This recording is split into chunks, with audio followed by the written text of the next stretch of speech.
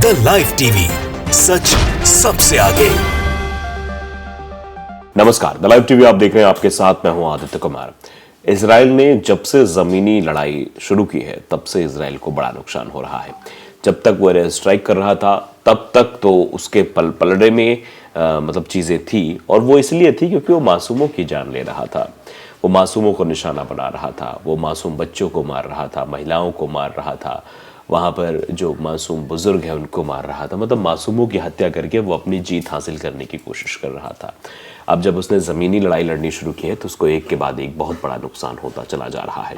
अभी ये खबर हवा में उड़ते हुए आई है, अभी कितनी सच है कितनी नहीं, लेकिन ये सोशल मीडिया पर वायरल हो रही है, तो इस लिहाज से हमने सोचा आपको बता दें। तो ये सोशल मीडिया के ही हम बिहाफ पे आपको खबर बता रहे हैं, इसकी पुष्टि द लाइव टीवी नहीं करता है, लेकिन जो खबर है वो दरअसल चौंकाने वाली है। देखिए, ये मिश्रा अमरेज की तरफ से एक पोस्ट एक्स पर किया गया है जिसमें लिखा गया है कि ब्रेकिंग, यानी बड़ी खबर, यानी ब्रेकिंग न्यूज़ आई है।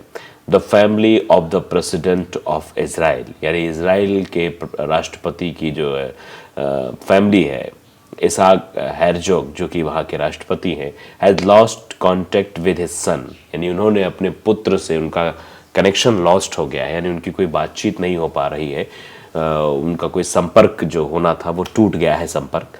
Surviving the IDF in Gaza, यानी गाज़ा में आईडीएफ सरवाइव कर रही है। प्रधानमंत्री इसाक हेरजोग का बेटा जो आईडीएफ गाज़ा में अफसर है, यानी आईडीएफ गाज़ा में वो अफसर है, उसके परिवार से संपर्क टूट गया है। और ऐसे हालात में अगर किसी से किसी का संपर्क टूट जाता है तो इसका सीधा मतलब यही है कि वो शख्स अब नहीं रहा है, क्योंकि आप भी जानते हैं कि हालात कैसे हैं, बद से बदतर हालात हैं। और ऐसे हालात में अगर एक भी गोली लग जाती है या एक भी मलबा ऊपर गिर जाता है तो फिर संपर्क टूटना सुनिश्चित हो जाता है, जिसकी वजह से कहा जा सकता है कि बड़ा नुकसान इजराइल को हो रहा है। लेकिन ये खबर सोशल मीडिया के हवाले से है, और संपर्क टूटा है, कुछ भी हो सकता है कि वो अभी जीवित भी हो, लेकिन जो खबर थी वो खबर हम आप तक पहुंचा रहे हैं। उस खबर को पहुंचाने की हमारी प्राथमिकता, और तरह तरह के जो है रिएक्शंस भी इस पर लोगों का आ रहा है। क्या रिएक्शन है वो भी जानना समझना बेहद ज़रूरी है।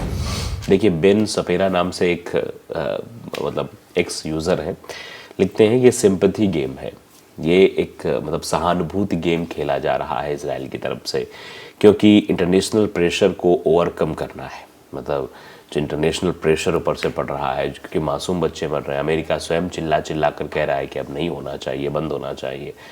सब अपने भतीजे बेटे और टिकटॉक आर्मी की फर्जी कहानियां लेके आ रहे हैं। मतलब सब अपने कोई भतीजे की कहानी लेकर आ रहा है, कोई अपने बेटे की कहानी लेकर आया, क्योंकि अभी कुछ दिन पहले इजराइल के प्रधानमंत्री के भतीजे के भी खबर आई थी कि वो मारा गया। ये फर्जी कहानियां लेकर आ रहे हैं लोग, ऐसा कह रहे हैं। फहाद है, वो भी लिखते हैं लगता है गया काम से, यानी कुछ लोग ये भी कह रहे हैं कि अब संपर्क टूट गया है तो मतलब वो नहीं रहा इस दुनिया में, उसका संपर्क टूट गया मतलब वो गया काम से। अब साखुर सर है सुरवे, वो लिखते हैं, सखूर सर्वे, ये लिखते हैं कि लगेगी आग तो आएंगे कई घर जद में। ये दरअसल राहुल तंदूरी का बहुत पुराना शेर है, मशहूर शेर है कि लगेगी आग तो आएंगे कई घर जद में, वहाँ सिर्फ हमारा मकान थोड़ी है।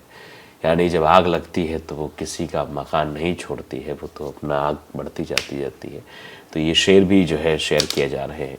मोहम्मद अनस खान है, वो भी लिखते हैं कि टाटा बाय बाय गया ख़त्म। मतलब एक मीम्स जो सोशल मीडिया पर वायरल होती है उस तरीके की बातें भी कही जा रही है। जिसान लिखते हैं कि अब तक जहन्नुम पहुंच चुका होगा, मतलब वो शख्स अब तक जहन्नुम पहुंच गया होगा, इस तरीके की बातें भी कही जा रही हैं। तो आप देख सकते हैं कि पहले इजराइल के प्रधानमंत्री के भतीजे की मरने की खबर खूब वायरल होती है, और उसके बाद अब मतलब संपर्क टूटने की बात कही जा रही है कि इजराइल के जो राष्ट्रपति हैं उनके बेटे से उनका संपर्क टूट गया है, क्योंकि वो गाज़ा पट्टी में ही तैनात था, वो आईडीएफ सेना का अफसर था, उससे संपर्क टूट गया। यानी बड़ा जो है नुकसान इजराइल को होता हुआ दिखाई दे रहा है। अब अस्पतालों की अगर बात की जाए तो अस्पतालों को लगातार निशाना इजराइल की ओर से बनाया जा रहा है। दरअसल वो इंटरनेशनल मीडिया को भी और पूरे विश्व को बताना चाहता है कि अस्पतालों में हमास के लड़ाके छुपे बैठे हैं, जबकि हमास के लड़ाकों ने तो पहले ही अपनी तैयारी कर ली थी। वो 35,000 लड़ाके पहले ही अपने सुरंग में बैठे हुए थे, तैयारियां कर रहे थे। लेकिन ये दरअसल मासूमों को निशाना बना के, कहते नहीं कि आपने फिल्मों में बहुत देखा होगा किसी मासूम के कनपट्टी पर या फिर किसी जिसका लगाव होता है उसके कनपट्टी पर बंदूक रख के उसको ब्लैकमेल करता है कि तुम हथियार नीचे फेंक दो नहीं तो मैं इसका भेजा उड़ा दूंगा। वैसा ही कुछ करने की कोशिश इजराइल के द्वारा की जा रही है। वो मासूमों को निशाना बना रहा है, वो अस्पतालों में जा रहा है, अस्पतालों को टारगेट कर रहा है। अस्पताल पर भी बमबारी की थी। अस्पताल की हालत वैसे भी गाज़ा पट्टी में बेहद ख़राब है क्योंकि अस्पतालों में सुविधाएं नहीं है, ईंधन नहीं है वहाँ डॉक्टर्स के पास दवाइयाँ ख़त्म हो रही हैं। अभी बिना इलाज को लेकर जो है 5 से 6 बच्चे और कुछ वयस्क भी मारे गए हैं जिनका इलाज नहीं हो पाया, और 35 बच्चों की जान अभी भी अटकी हुई। अगर समय पे इलाज न मिला तो उनकी जान भी जा सकती है। तो ऐसे वक्त में अस्पताल को निशाना बनाकर ताकि वो ज़रूरी चीज़ें भी उन तक ना पहुंच पाए, ये काम करने की कोशिश इजराइल के द्वारा की जा रही है। देखिए, गाज़ा के अल-शिफा अस्पताल पर इजरायली हमले के विरोध में अमेरिका, हमास का शीर्ष कमांडर है, इस तरह की खबरें चलाई जा रही हैं। दरअसल ये बताने की कोशिश की जा रही है कि अमेरिका तो इससे बेहद नाराज़ है जो हमला हुआ है, जबकि आप भी जानते हैं और ये नसरुल्लाह ने भी कहा जो कि हिजबुल्लाह के चीफ हैं कि ये सब कुछ जो है वो अमेरिका करा रहा है, अमेरिका इसके पीछे है, वही सब करा रहा है। इजरायली सेना ने बताया कि सियाम गाज़ा के रन तीसी अस्पताल में डेरा जमाए हुए था। वह अस्पताल में मौजूद आम नागरिकों और मरीजों को इजरायली चेतावनी के बावजूद दक्षिणी गाज़ा के सुरक्षित ठिकानों पर नहीं जाने दे रहा था। ये खबर कैसे बताई जा रही है आपको? इजरायली सेना ने बताया। अब इसमें कितनी सच्चाई हो सकती है? मैंने बार बार ये बातें कही कि आप खबर अगर पढ़िए कहीं पर तो उसको देखिए वो किसके मुताबिक और किसने क्या बताया, तो उस खबर में उसी तरीके की बातें होंगी। अगर मेरे तरफ से आप खबर सुनेंगे तो मैं अपनी बुराई तो नहीं लिखूंगा ना, मैं अपनी अच्छाई लिखूंगा।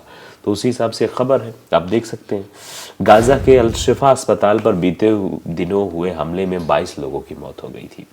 इजरायली सेना ने अस्पताल को खाली करने का आदेश दिया है, लेकिन अभी भी वहाँ पर सैकड़ों लोग फंसे हुए हैं। अस्पताल प्रशासन का कहना है कि अगर अस्पताल के जनरेटर के लिए जल्द ही ईंधन का इंतज़ाम नहीं हुआ तो इलाज की कमी से कई लोग भी मारे जा सकते हैं, जिनमें कई नवजात बच्चे भी शामिल हैं। अब अमेरिका ने भी अस्पताल के हमले का विरोध किया है। अमेरिकी राष्ट्रपति जो बाइडेन ने अपील की है कि मुझे उम्मीद है कि अस्पतालों के खिलाफ कार्रवाई नहीं होगी। बाइडेन ने कहा कि अस्पतालों की सुरक्षा होनी चाहिए। एक मेडिकल चैरिटी संगठन डॉक्टर्स विदाउट बॉर्डर्स के एक सर्जन ने बताया कि गाज़ा के अल-शिफा अस्पताल में सैकड़ों लोग फंसे हुए हैं और अमानवीय हालत में रहने को मजबूर हैं। इजराइल का आरोप है कि हमास के आतंकियों ने अल-शिफा अस्पताल को अपने ठिकाना बना लिया है। वही हमास इन आरोपों से इनकार करता है। संयुक्त राष्ट्र ने भी अल-शिफा अस्पताल पर हमले की कड़ी निंदा की है। विश्व स्वास्थ्य संगठन का कहना है कि अल-शिफा अस्पताल में करीब 2300 मरीज, स्वास्थ्यकर्मी और शरणार्थी रह रहे हैं। अमेरिका के राष्ट्रीय सुरक्षा सलाहकार जैक सुलीवन ने भी अस्पताल में लड़ाई का विरोध किया है और कहा है कि मरीजों को सुरक्षित देखना चाहते हैं। सुलीवन ने गाज़ा पट्टी में लंबे युद्ध विराम की भी अपील की है ताकि गाज़ा में फंसे लोगों की मदद की जा सके।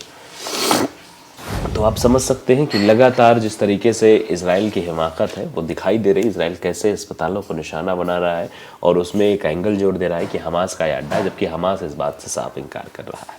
तो द लाइव टीवी को अगर आपने सब्सक्राइब नहीं किया जरूर करिए, बेल आइकन दबाइए ताकि सच खबरें आप तक पहुंचती रहें। नमस्कार। द लाइव टीवी, सच सबसे आगे।